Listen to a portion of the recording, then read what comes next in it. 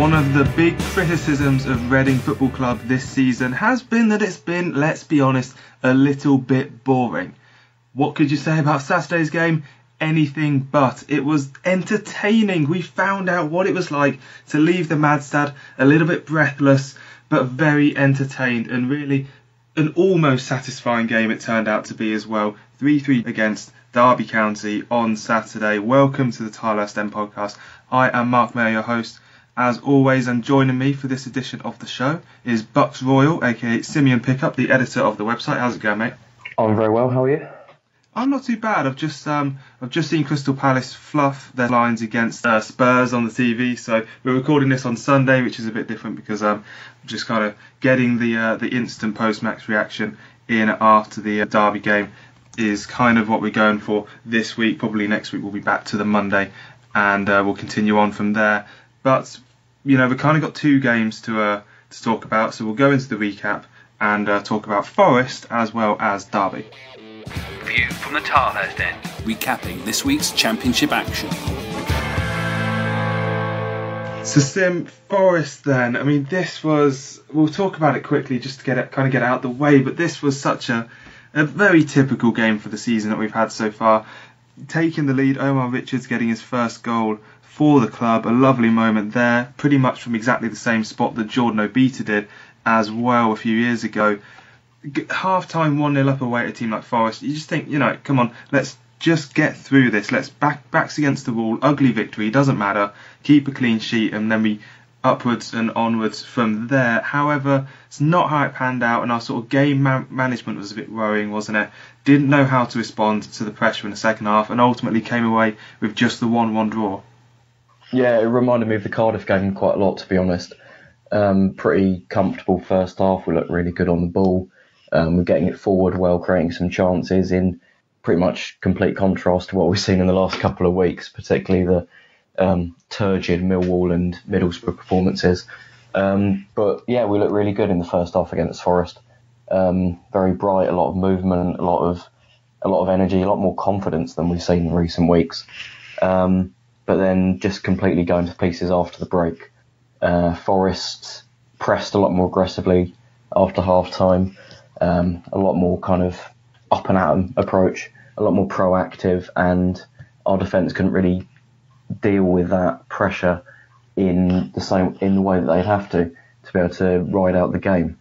And that's something that Stam really needs to work on. He should have known that Forest were going to change their tactics, really try and get into our faces in the second half, but he didn't. And the players need to know how to respond to it. On the whole, looking through the game, is it a point gained or is it 2 dropped? Considering how bad things have been in the couple of weeks before that match, I'm going to have to say it's a point gained, but it's still obviously incredibly frustrating that we can't get that elusive win. The thing is with the Reading team in general, as we'll move on to Derby now and say how this was exactly the same. The great Reading teams of the past and the great championship teams of the past, of course, as well, have had that nous. They've had that ability to sort of manage the game, to spot the moments of pressure, to spot the moments their opponents have dropped off as well. This team just doesn't have that at all. And at Derby, at home on Saturday, you know, the first half we'll sort of discuss in more depth, but the key moment that related to the Forest game for me was how in the second half we came out and just, you know, there was just no effort levels for the first minute of the half. Tom Lawrence scores after 39 seconds to put Derby ahead after what was a decent first half performance, and it's that poor decision making. And after the goal as well, there was a spell of, you know, Benoni passing out to the back corner to, you know, knock it round and eventually lose it. These sort of, it's just game management, isn't it? It's just knowing when to take the sting out of games, knowing when to put yourself in between the opponent and the ball and just work out, get it away from your defensive territory. And that's something that we're still just not having, is it? And it's been under Stam for a while now. Yeah, I don't know what the players, what Stam expects from the players in those kind of situations, to be honest. He said after the game that he himself was quite frustrated with how Ilori and Benoni were just passing it between themselves under a lot of pressure, putting us into difficulties when we could have just hoofed it up the pitch and relieved pressure and moved up the pitch. But you got to ask, are they doing that because it's what they're reverting to, what they're working on the training pitch so much that they feel that's their default style, that's what they should be doing? Are they doing it because there aren't enough options higher up the pitch, or what is it? Either way, it's something that Yapstam needs to really get on top of and teach them how to manage in the moment. Obviously, it's about the decisions that players make in the moment. Yapstam can't really affect it from the touchlines. It's about what Ilori decides to do when he gets the ball, what Manone decides to do when he's got a goal kick. But it's the kind of thing that Yapstam has to really drill into them.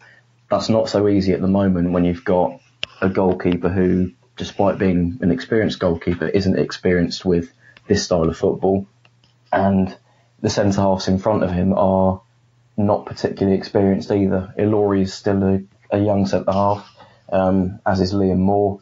Omar Richards is obviously he's not even 20 yet. I don't know how old he is exactly, but he's not played an awful amount of senior football.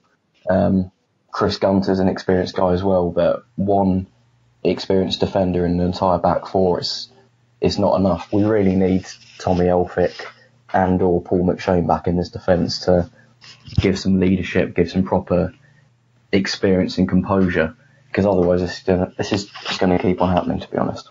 Yeah, well, Omar Richards turned 20 about 10 days ago, Google reliably informs me, so I'll forgive you for thinking that he was just below it, because he's just just left his teens behind. But, I mean, you're right, it's the thing was that I found with the passing is there was on one of the old Pro Evos, like in 2003 we're talking, when if you passed it out to a defender from a goal kick and you passed it back to the goalkeeper to lump it, he then lumped it further than he would have done from just lumping it off the initial goal kick, which is kind of what I guess the guys were trying to do on Saturday when it's Manone to Ilori, back to Manone and lumping it clear. It's just doesn't make any sense when you think about it. We'll get on to the good bits of Reading, but I just want to cover the final, or one of the other major things that I noticed in our sort of from the negative side of from Saturday's game was the defensive errors. And I mean, I've tallied it up. We got Ilori and Gunter for the first goal, in my opinion. Ilori's like semi-overhead kick clearance. Gunter doesn't close down the man for the first goal. Second goal, Pella Clement gets completely in the way of Thiago Ilori's headed clearance, and then that rebounds it back into the area no one dealt with it after that. Everyone's to blame. Thiago Ilori for the third goal dives in, misses the tackle. Tom Lawrence scores. These defensive errors, our defence has actually been relatively decent this season, considering that we've not had any 7 or 6 goals conceded. And yet now we're finally having a bit more impetus in attack.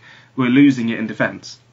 Yeah, and that decisiveness that we have in attack, or at least we had on Saturday, we've just lost it at the back. Sometimes you just need someone to just hoof the ball up the pitch. You need them to put it out for a throw-in, things like that.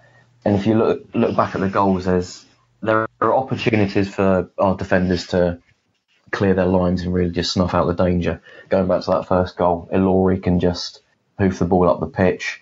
Gunter can close his man down a little bit better. It's lots of little things. It's rarely one glaring, obvious error that is completely at fault for a goal. It's lots of little things where you could have done better.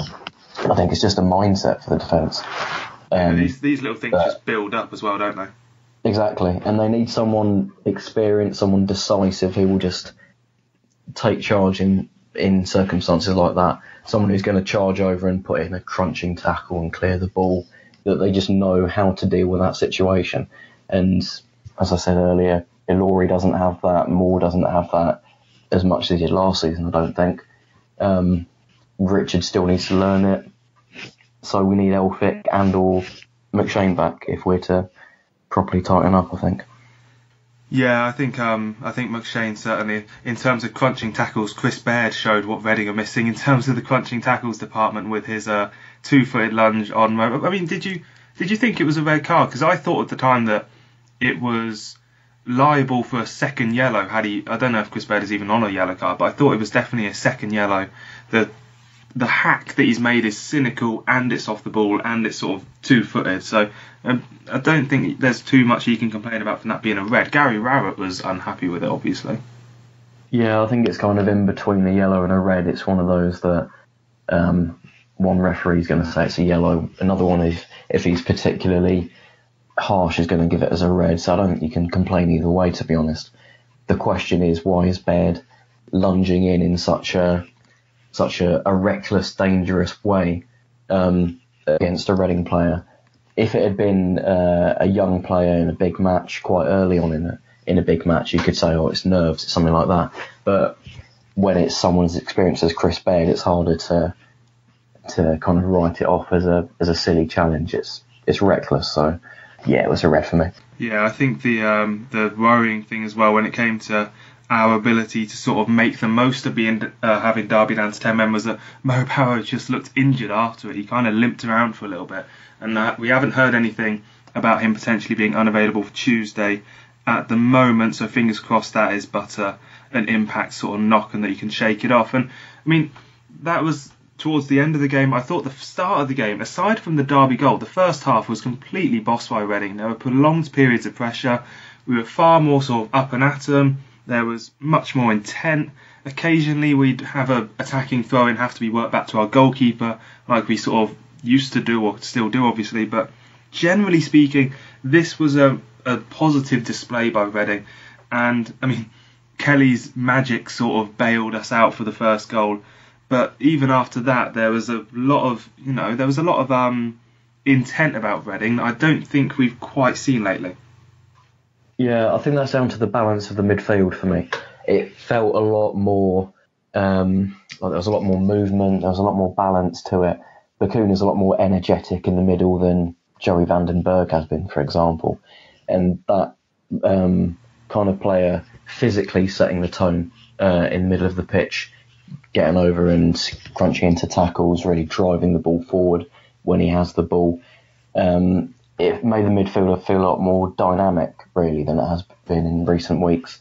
Kelly being able to drop back into space and pick passes from a deeper role, it seems to suit his playing style and his abilities a lot better than playing him higher up in the midfield as he has done recently. Clement didn't have a great game at all. He was below par, but I still feel that just having someone of that kind of midfielder in your midfield three who can get forward a little bit more, get into space and create options for other players makes the whole midfield team a lot more balanced, a lot more organic, a lot more suitable for the style of play than having people like Edwards and van den Berg who are, for me, just too cumbersome. Yeah, I think the thing is with Clement is that every pass was either severely overhit or quite underhit, and there were quite a few times when he asked a lot of the players that he was passing to. I mean, I really didn't like Clement's performance. I accept that he got into good positions, and I take your point about sort of being the more attacking midfielder, and I think John Swift in the long term will slot into that position nice and comfortably. But I mean, Pelle Clement, if I was to sum up in one sentence, it's that he's just not good enough to play for Reading FC. Too lackadaisical on the ball, too sort of sloppy in his technique, and I do think that any other manager that wasn't Jaap Stam wouldn't have him in the team, and maybe we won't see him in the team from now on as we get into the sort of run-in for the season. He played his part in the second goal, though. Second goal is the type of goal we haven't really seen this season. It was a lot of pressing, a lot of pace in it. Mo Barrow just launched clear as soon as the opportunity presented itself, and a really calm finish as well. Yeah, it's the exact kind of goal that Reading should be conceding rather than scoring, to be honest. Yeah. Just having that kind of that 50-50 ball that I think Clement had to go into challenge for, and Reading really having the intent, the purpose, the determination to win that 50-50 and take advantage of it. We haven't seen that this season.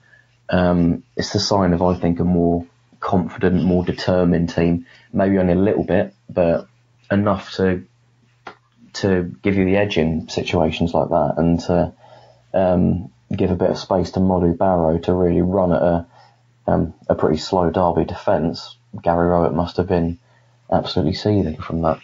I think he was. Gary Wright said after the game that he laid into his players as much as he ever has done at half-time. And Derby did come out as a better team in the second half, there's no doubt about that. But I'm going to stick my neck on the line here for Mo Barrow and say that he's my early favourite for player of the season. Because I really do think that in a season where we have been lacklustre for so much of it, to be that exciting attacking player, who is, as I'm 99% sure, is our top scorer as well, and to be that man who has stood up and taken the initiative so much in an ailing attack, I think that is making him my standout player of the season so far. Yeah, I think considering that he's a reliable attacking player, regardless of how well the rest of the team plays.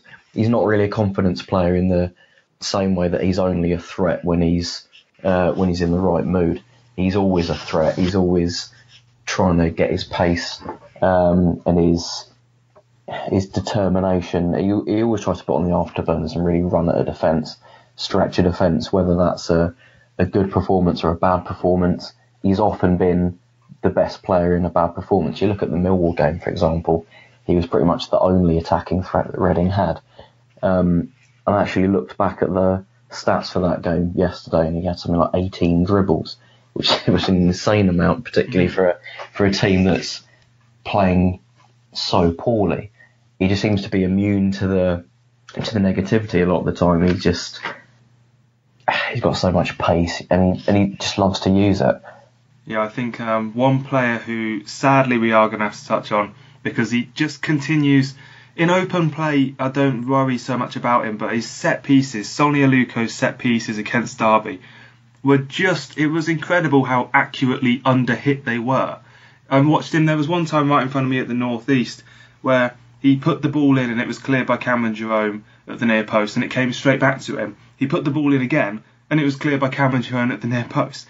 This was just a continual theme for Sonny Aluko. And the thing is with Aluko, I don't mind if he's, not the best finisher, if he's not the quickest maybe, if he's not going to defend particularly well. These are all sort of secondary attributes, I think, for a lot of the time for wingers. As we've seen for Barrow, he makes good of his pace and he uses that. Aluko, describe to me what Aluko's good at, because at the moment his technique is shoddy. He's not getting forward enough to be a threat in the box. He doesn't particularly work hard. And, his passing is fine, but that's the thing. A lot of the stuff he does is fine, but none of the stuff he does is excellent. Yeah, I can't pick out any particularly good attribute about him, to be honest. I wonder if that's because does Stan know how to use him properly? Is Stan giving him kind of mixed messages about what he wants from him? I've noticed that a lot of the time he seems to get frustrated being a winger kind of high up and out wide, and he'll drift back a lot to try and get the ball. I don't know if he's getting frustrated that he's not getting the ball enough and he's having to go looking for it, particularly when you don't have John Swift in that attacking role to kind of link the play. Modu Barrow, in contrast, is a confident player who always knows what he wants to do. He always knows how he's going to try and hurt a defence. Aluko never seems to have an idea. Whether it's kind of going on the outside of a defender or cutting inside, he's never decisive. He never seems to think, this is how I'm going to hurt a defence. This is what I'm going to do. Try and cope with it. It's just, you wonder how Stan's going to try and get around it. But for the moment, for the short term, I think we've got to see Gareth McCleary back in a starting 11, who's not been great himself in the last couple of weeks, but he's going to be looking at Aluko's performance and think, how am I not going to get in this first team now?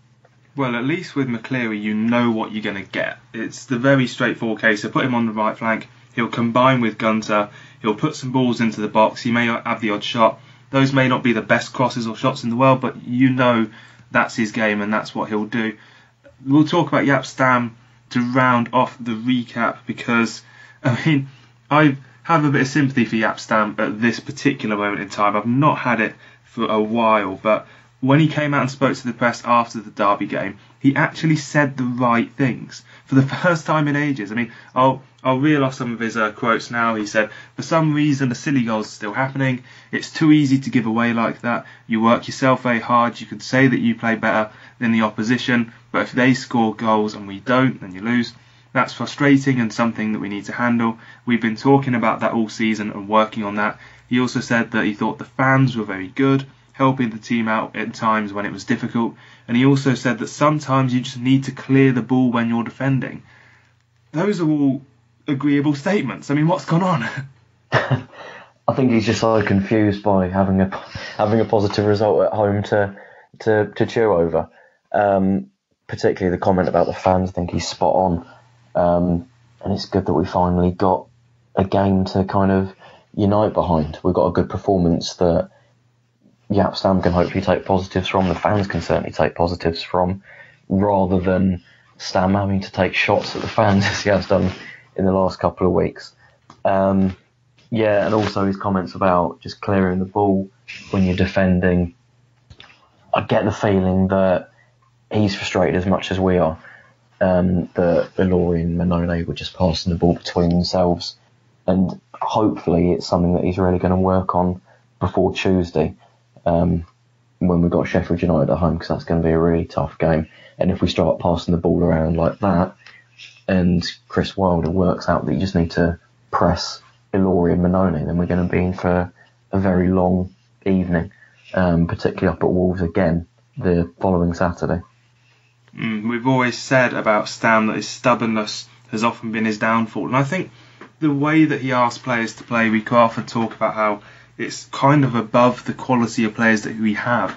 And if now is finally the time that he's realising that, and he's begun to realise it over the past few weeks, and now that he's sort of attuning his style and making sure that there's less sort of aimless passing around at the back, and making sure that there's something to give the fans reason to get up out of their seats, and he provides those things more and more. I mean, that is exactly what we've always been wanting. It's exactly what we've been talking about on this show for months now. And if, you can say if he's finally realised it now, it's too late for some people. Quite frankly, I don't think it can be too late when you're not in the relegation zone. Obviously, you're not in the playoffs, but, c'est la vie. So, such is Championship football a lot of the time. And if this is the step in the right direction that we need, and hopefully it is, then, we'll have to keep on keeping on and seeing what Stam does on Tuesday night. We will move on now to Newsbites, and after that we will have the Mailbag, and of course we'll preview the upcoming games next week. Reading Newsbites on the Tilehurst End Podcast. Bit of transfer news to kick off Newsbites then, and that's that Gabriel Osho has moved on loan to Maidenhead United of National League fame, just down the road. Nice little trip for him, and he was on the bench as they drew 0-0 at Macclesfield, who are the league leaders, on the weekend. Sim, is Osho someone that you've noticed before in the youth teams? It's a good loan move in my opinion to go to a team that is performing well and that certainly has a good structure and a lot of positive management around the club at the moment. Yeah, I believe he's been the captain for the under-23s this season, and maybe the year before that. So he's certainly been one of the more senior defenders in the youth side over the last couple of years, and been doing very well there. By all accounts, very, very strong, composed centre half, the kind of player that hopefully we can see in the first team over the next couple of years. And that first loan move is really important in anyone's development, really. Getting that senior football, that proper taste of competitive man's football, grown man's football, for want of a better term. And it's good to see him getting it at Maidenhead, a club where a lot of Reading fans have an emotional connection to. So it'd be good to hopefully see him get some games under his belt there, maybe go out on loan again next season if he's impressed there. And I wish him well in his development. Yeah, the thing is with Osho and the sort of centre-backs and the academy sense is that if Reading are going to try and play this passing style that we've known the club and the academy have been focused on it for some time now, if they're going to produce players of that style, then I think the centre-backs is almost one of the most important positions in that, because it's where the attacks start a lot of the time. And when you have players we've seen sort of Paul McShane and to an extent Thiago Loy, if they're not comfortable on the ball, that's so hard to teach a centre-back. Whereas if they have it from an early age and they can, they're produced with that style, then maybe, just maybe, that's the way to make it work, is to have them all come out of the academy and to all be familiar with themselves. And we'll keep an eye on Osho on the tilehurstend.com. Of course, we'll have the loan report up regularly so you can see how he's getting on. In terms of injury news at the moment, John Swift came back off the bench against Derby for a little 20-minute cameo. He looks to be back in, and hopefully he will start against Sheffield United on Tuesday. One player who was missing from the squad was Jan Kermigan. Jaap Stam said after the game that it will be a couple more weeks before Kermigan is back in the team, so we'll keep an eye on that one. Interesting news for the under-18s. Last couple of weeks since we last covered them, they've lost 6-2 to Arsenal and 4-0 to Spurs, so they're 11th in the Premier League table at the moment. They play Norwich, who are 12th and bottom next Saturday, so an interesting one to keep an eye out for that in terms of how the under-18s are doing. They have progressed in the Youth Cup, but they've also been knocked out because they fielded a 15-year-old, I believe, in the Colchester game, who was 14 in August. And if you're under 15 in August, or by August 31st, you are not allowed to play in the under-18 Youth Cup. We'll talk about this rule in a second, Sim, as to whether you think it's the right rule or not, but I can tell you now that the idea behind the rule is to make sure that Man United don't play a bunch of 12-year-olds in their first round and have them breeze past Yeoville's under-18s, because that would be a bit unfair. But they're out of the Youth Cup. Yeah, and it's a farcical rule for me. Stopping an entire team from progressing in the cup because of one player being a couple of months out or something like that. If it's the letter of the law, I can understand it, but just give them an opportunity to replay the game or something like that. Fine them, something like that. But blunting the progress of an entire team because of one small administrative error isn't the way to encourage youth development in this country. It's utterly farcical. And to be honest, it's not the kind of thing that's going to get revisited in the next couple of years, is it? Because it's happened to little old Reading. It's not going to have people up in arms all over the country. It's just going to get swept under the carpet. I think barely anyone's noticed, to be honest, that this kind of thing has happened, and nothing's going to change. But it's farcical red tape. Well, I think the rule is fine, but the punishment, I think Southend did the same thing a few seasons ago, and they just had a replay. So I don't know why we haven't had that. I don't believe that the full reasoning and everything has really been made online. I think Reading still have the time to appeal, but this has all been, it's very hard to find these things out unless the club say it. So we'll keep an eye on that and update you as and when we find out. Other bits of news: the women beat Bristol 4-0 and are now 6th in the Women's Super League. So good result for them. They play Chelsea next. Under 23s beat Middlesbrough last Sunday 3-2. They're now 4th in the Premier League 2 table, but the teams around them all have a game in hand. So in the promotion battle for that, it really is one that Reading are in amongst it, but they're not sort of taking the lead and not favourites just yet, although Borough are another team that are around them that they beat. And finally, there is some Championship news in general. The summer transfer window deadline has been brought forward to August the 9th. So no more transfer deadline day at the end of August. August the 9th this is going to be, which is going to be the same in the Premier League. I'm not sure when this comes into effect, Sim. There's also another rule that's been put in about understrength teams, but I don't think Reading have ever really found that coming into them. But transfer window deadline brought forward. Good move in your eyes. Will this help Reading in particular? Ultimately, only time can tell, but my initial impressions are that it's going to damage Reading. It's going to damage other teams, because at the moment you have quite a long transfer window, and because of that, the window changes. It adapts over the course of a couple of months, and teams can adapt to changing circumstances. If they lose a player quite early on, they've got plenty of time to replace them, things like that, and it's quite a dynamic market. If something happens, they can adapt to it. But having a shorter market, particularly one that closes before the season starts, just makes it harder to adapt. I know they've kept the loan rule, the loan window open until the end of August, which is I guess a good move. But on the whole, I'm I'm pretty sceptical about it. Yeah, I think for me, I quite like it because I'm not a massive fan of the deadline day whole shebang, whatever you want to call it. It's not something that I really enjoy, and I think it's kind of more for the media, more than for the fans. It's kind of like Valentine's Day. If you really want to get involved in it and spend loads of time and money on effort for it, good for you. But it's not something that I think should be thrust in my face. Let's put it that way. So. We'll see how it affects the market. A bit more pre-planning, I don't think, would be a bad thing.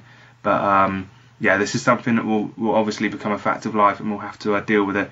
But I mean, we've obviously run blogs on the Tilehurst End. When was the last time that Reading have really had a deadline day that we've sat back from and thought, oh yeah, that was a great deadline day, really happy with that? Maybe last January, I guess, with Graben and Oxford. I think both came in on the same day. Was Much as well on deadline day? Much was a couple of weeks earlier, I think. Okay. Or a little while earlier. Obviously, Oxford and Graben didn't do particularly well in the long term, but it felt like a really good day at the time. And we won at Birmingham on the same day. Not transfer news, but I guess it kind of counts. Bit of a loophole there. Going back before that, probably Glenn Murray coming in very late on a summer deadline day. But on the whole, we tend to kind of run out of money, and by the end of we run out of money and ideas by the end of the summer, and we're kind of left twiddling our thumbs, perhaps in bushes if you're Jacob Southkline, not really doing anything on August the 31st.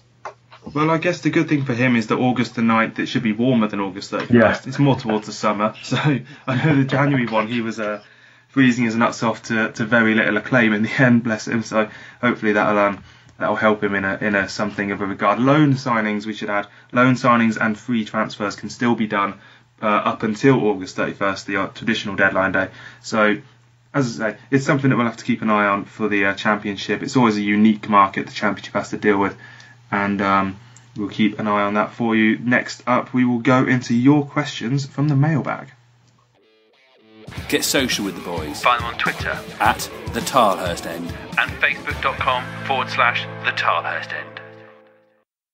Sim, we've got a couple questions this week, nothing too major, but we'll get on with them straight away. And George Blair has asked us, what really impressed you with the performance against Derby? I want to, let's sort of narrow this down. I want your two most impressive factors from the Derby game. Obviously we've discussed it, but just to get your two most impressive ones in there. I'm going to start off with belief. Reading being able to get back into the game a couple of times having been losing, particularly that first goal after about 5 minutes, to fight back through Liam Kelly and then to fight back through Bon Varson later on in the second half. We haven't seen that very much this season. And I feel that a lot of the time we've started well, like we did against Derby, but then just completely collapse after the first goal. So to see that not happen against Derby, to see us really have that belief to be able to get back into the game in the manner that we did, I thought was really encouraging. As for my other one, I'm going to say the system, actually. I think the system clicked in a way that it hasn't before. Being able to score 3 goals whilst having, 72% possession. Usually, if we have about 72% possession, we won't score at all and we'll lose 3-0 or 4-0 or something like that. So, to be able to get the system to click at home, in front of fans who haven't exactly been too receptive of it in the last couple of months, I thought was very encouraging. For mine, I think I'm not going to go with the fans, because the fans are always something that I've felt have been underappreciated by Stam, but I will go with Stam's comments. Actually, Stam did really impress me with what he said after the game. He didn't shirk under a sort of false pretense of being hard done by. He stood up to the fact that we conceded silly goals, and he also made the right noises when it came to the fans and the style. And I think the attacking belief, the belief that Mo Barrow thinks that he can outmuscle a player to go in and set up the third goal, the belief that Liam Kelly has that he can take a pot shot from 30 yards and hit the top corner, and he almost did it in the second half. So attacking belief is my second point on that, as well as Stam's reaction to it. And Johnny Williams, aka Angry Johnny, one of the regular contributors on Tilehurst End, has said, are the expensive players living up to their price tags? Is this, we've sort of touched on Sonny Aluko a bit, the other expensive players in the team, it's kind of linked with the worst players in a way, isn't it? Thiago Ilori is the second most expensive player in that team, who didn't have a particularly great game on Saturday. Vito Manone is another one who cost us a little bit of money, but I think he's generally been fine, if not a little bit average. Bakuna and Mo Barrow were both over $1 million, so was Gunter. Are those the players that have been least or most impressive for you? I guess the price tag gives players a lot to live up to, and although he may deny it, Aluko has probably thought a lot of the time about how much he cost, about how much pressure there is at this club, because he came for so much money. Having done very well with Fulham, he's now been headhunted by another club for a lot of money, and he's expected to play really well. And if he doesn't have a good game, it's always, oh, he cost £7.5 million. What a ridiculous player. How bad is he? Because of that £7.5 million price tag, which I don't think is true, to be honest. I think it's fairly obvious that it's not he didn't actually cost £7.5 million. That was debunked by, I think, Stam and Teverden a couple of weeks later. But it sticks around. It's certainly in the mind of some fans who want to criticise him. It's probably in his mind as well. So it can be it's a bit of an albatross around his neck, as it were. Looking at our players who have played better, people like Barrow, Moore, Richards obviously came through the academy, but the ones that we've brought in and have done well, having been at other clubs, we haven't really paid too much money for them. There's less pressure on people like Moore and Barrow to succeed at this club because we've kind of headhunted them from bigger clubs, or at least clubs in a better situation, and just letting them go out there and enjoy their football without the pressure of a big price tag, and that pays off in their performances. Yeah, I think the thing is, when it comes to price tag, I'm not, my opinion of Sonny Aluko is more influenced by how well he was doing before he came to the club. If you compare it to like Bodvarsson, Barrow, Liam Moore to an extent, Bakuna, all these players weren't doing well at their clubs when we signed them, so therefore any upturn is by definition an upturn, and that's positive. Whereas Aluko was doing so well at Fulham, he was one of our major rivals last season as we were in the playoffs, and he was one of their best players that they really didn't want to lose. And yet he's been, all the rest of it. I think that's probably my larger takeaway from the price tag debate. Anyone who wants to get involved in the mailbag for next week's show, of course, get involved on the Twitter and Facebook pages of the Tilehurst End. You can also email us at thetilehurstend@gmail.com. We do often get questions in there. We always make sure we bring them into the show. So please, if you have any thoughts on the championship changes, or even on the sort of things that we've mentioned or haven't mentioned in the show, then please do let us know, because we'll be moving on now to any other business, because we have 2 games against even more promotion contenders to look forward to. The Tilehurst End Podcast. Read the blog on thetilehurstend.com. A home double-header then. It's the sort of home double-header where you think 4 points might be acceptable, and that demands that we beat Sheffield United at 8 p.m. on Tuesday, Sim. Sheffield United have been hugely inconsistent in the past few weeks. I think we were quite unlucky, actually, because when we played them earlier in the season, we got beat 2-1, but that was Sheffield United's absolute peak, wasn't it? That was their best part of the season. Yeah, I seem to remember us getting played off the park up there. I didn't go up there myself, but apparently they had a lot of shots. They really could have run out 4-5-0, that kind of scoreline. And I don't know how we managed to score once, so let alone keep it down to 2-1. But since then, they've obviously not been as consistent. They've slipped down a lot, and I think, in a sense, this is the kind of team that you want to be playing at home, because when you have teams like Burton, Millwall, Birmingham, they don't really have anything to lose when they come to the Medeski, and they're very up for it, and they present a very different challenge. But then when you've got a team like Derby or Sheffield United who have been doing really well but then are inconsistent, that lack of belief, I think, makes them almost more beatable in a sense. That they are, yes, they're very good players and they're a very good team, but at the end of the day, if you don't play well, then you're a beatable team. And I think we've shown a couple of times this season, particularly with Wolves at home and Derby at home yesterday as well, that we can match these teams at home. And I expect to see that on Tuesday as well, backing us for a win. Yeah, I'm not sure if I'm going to back us for a win, purely because I think that'll jinx it in a way. But I will say that Sheffield United, in the league, of their last 8 away games, they've only won once. Our record against Sheffield United is something interesting. Can you tell me the last time that in the Championship we beat Sheffield United at home? I'm going to guess 2005. Yep, it was Brynjar Gunnarsson with the double. 2005-2006 season was the last time we beat Sheffield United at home in the Championship. We've since beat them in the Premier League, the League Cup, the FA Cup and away in the Championship, but at home in the Championship not so much. And in the last 6 games in the league against Sheffield United, we've drawn 1, lost 5. So a bit of a bogey team, I suppose, but obviously from having in that sort of 2005-06 period them being our main rivals, we haven't really played them so consistently since. So this is going to be an interesting game. It's kind of a hard one to predict. I'm going to go 1-1 with my prediction, if you would be so kind as to detail me yours. I'm going to go 2-1 Reading.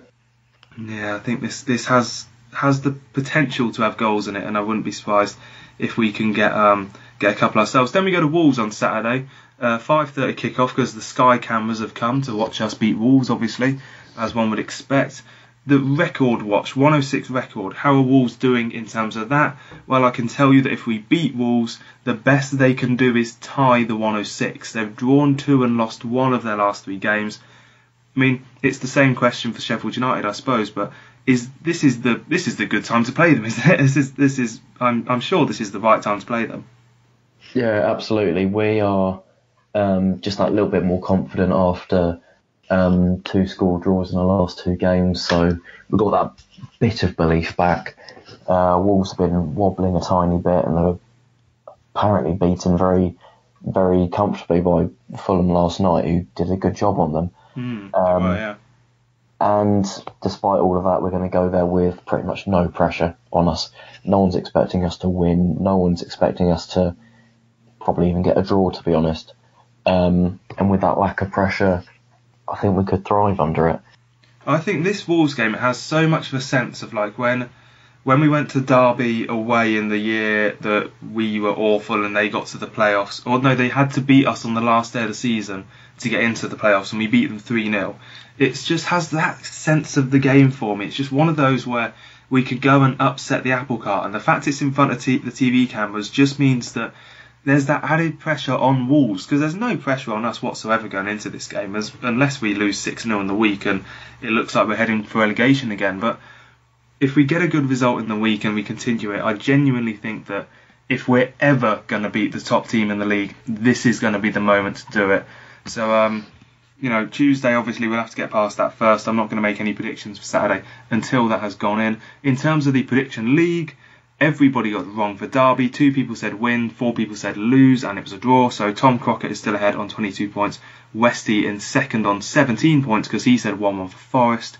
So we will keep an eye on that for the prediction league. And, well, Sim, we're just... Thank you for coming on for the show today, but we are just more optimistic now. There's just more entertainment, and it's just finally the thing that we wanted to see as you turn up on a Saturday 3 p.m. Yes, we haven't won on a Saturday 3 p.m. since the year 42 AD, but it was just more entertaining, wasn't it? Yeah, absolutely. And I actually felt good coming out of a Reading game for once. There was a buzz in the stadium coming out of the game. I felt happy.